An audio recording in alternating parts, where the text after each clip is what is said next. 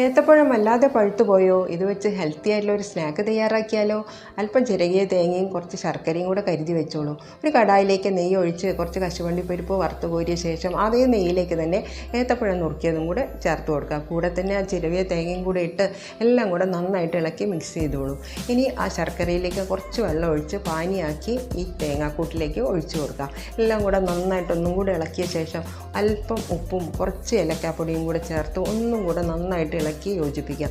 ഇനി അതിലേക്ക് റാഗിപ്പൊടിയാണ് ചേർത്ത് കൊടുക്കുന്നത്. കൂടെ തന്നെ നമ്മൾ വറുത്തുകോരി വെച്ച കശുവണ്ടിപ്പരിപ്പും കൂടെ ഇട്ട് കൊടുത്ത് നന്നായിട്ട് ഇളക്കി യോജിപ്പിക്കാം.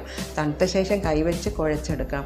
ഇനി വഴനയിലയിൽ കുമ്പിൾ കുത്തി അതിലേക്ക് നിറച്ച് കൊടുക്കാം. അല്ലെങ്കിൽ വാഴയില എടുത്ത് കുമ്പിൾ കുത്തി അതിലേക്ക് നിറച്ച് കൊടുക്കാം.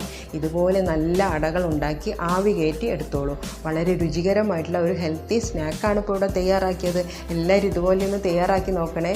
Thank you for watching.